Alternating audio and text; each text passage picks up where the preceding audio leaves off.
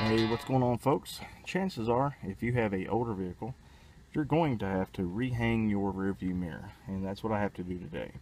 So I thought I would make a quick little video and show you how I do it on my 96 Jeep Cherokee. So there are a few things you need first. The most important thing you need is a beer.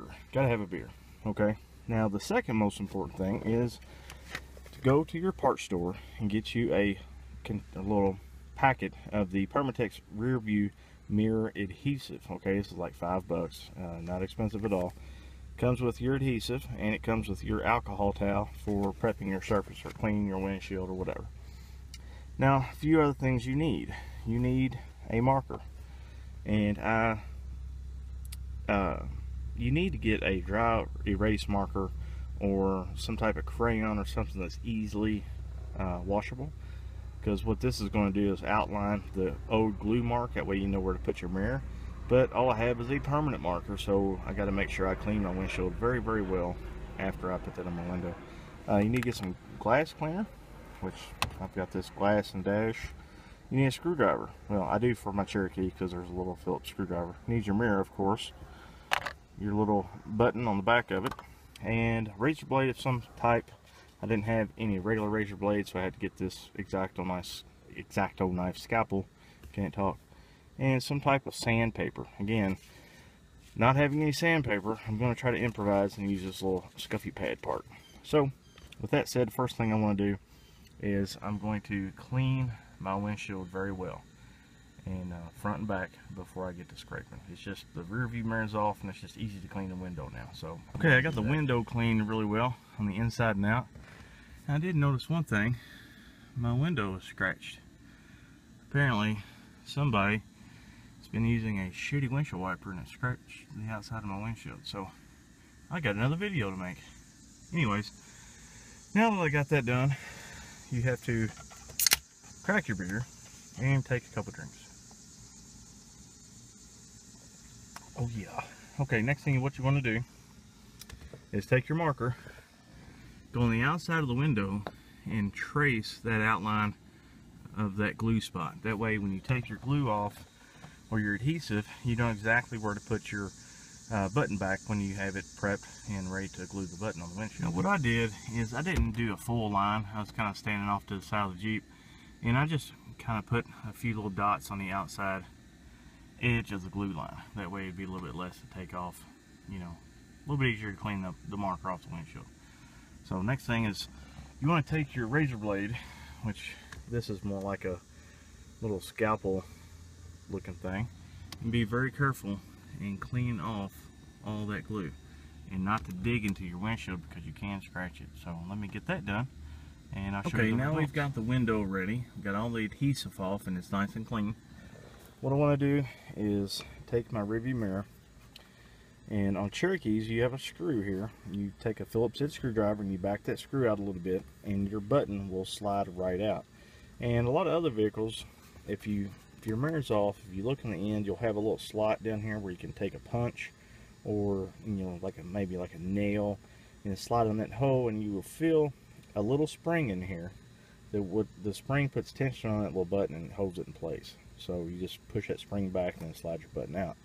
So what I'm going to do is I'm going to take my button out, I'm going to do that screw, and then I'm going to take my razor blade and get all the adhesive off of this, and then take my little scuff pad and scuff this surface up really well, because you want to make sure it's kind of a rough texture. That way the glue has a good place for it to adhere. But then once you get your button and all that clean, open this up and you have a towelette here. Now that towelette is a activator pad also. It cleans and puts activator down there ready for the glue, and you want to do your button and you want to do on your window where that's going. So let me get all that taken care of, and then we'll get on to the next step of take your activator. See where it says peel here, get it focused. That will open this up, and your little activator slash cleaner towelette is actually glued to this foil package. So you can just kind of hold on this back side here and take it up and just, clean your windshield. Really easy. No big deal. Okay. And you also want to do your button too. So since I'm holding my phone and my cleaner, I'm going to set the phone down to do this. So I'll be right back with you. That's done. And now it is time to start gluing. Now there's one thing that I recommend that people do before they open their glue and before they start doing anything like that. If you have fat fingers or clumsy fingers and you just drop stuff, I recommend that you put something over top of your dash, over top of your console. That way if you do drop that button with that glue on it, that glue does not get on any part of your interior pieces, because that glue will be pretty hard to get off. So what I do is I have a construction style trash bag that I'll put up here, and it's kind of hard to do with one hand. I know if I wasn't so cheap I could buy a camera stand, but you know how it is. So but anyway, you get the point. Set this up here, I'll put this over top of the shifter, and it should stay like that. So just in case I do happen to drop it on my dash or something, I have a little bit of protection here. You know what? I think I'm going to shoot this long ways. So give me a second. Let me do that. There we go. We have some protection from a Renegade button with glue on it. So hopefully that will save my bacon in case there's an accident or I drop anything. So now it's time to glue. So what you do is you take your glue and you open it up and you put you a, I guess a drop, or I'll say about maybe a dime size circle on here, maybe a little bit less. And then once you get this on here, you're going to fit it on your windshield where you have it marked, and you're going to hold it in place for a minute, maybe a little bit longer. Okay, and I'm going to do that. And there is my glue, and here we go. It stuck pretty much as soon as I touched it to the window. So when you get ready to put this on, make sure you have it sitting exactly where it needs to be, because in my experience, I've never had one set up that quick. As soon as I put it on the window, it was stuck. So I didn't have to hold this one for very long.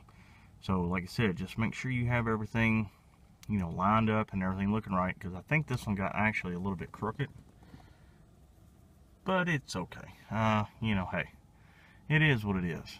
So what I'm going to do, even though this sat up pretty quick, I'm going to let this sit for a few hours before I even attempt to put my rearview mirror on. So I guess I'm going to drink a couple beers and get a snack and then come back. Now it's been about 4 hours, so that should be plenty of time for that glue and everything to cure and be nice and strong. So it is time now to attach the rear view mirror, just like that. And then take your screwdriver and just give it a good little tightening. And we're done. Folks, that is how you replace your rear view mirror if it's fallen off your windshield. Very simple, very easy to repair, and very cheap. So if you would, please like and subscribe. Drop in, say hi. If you have any questions or comments, feel free to leave them below, and I'll get back with you guys as soon as I can. So talk to y'all later.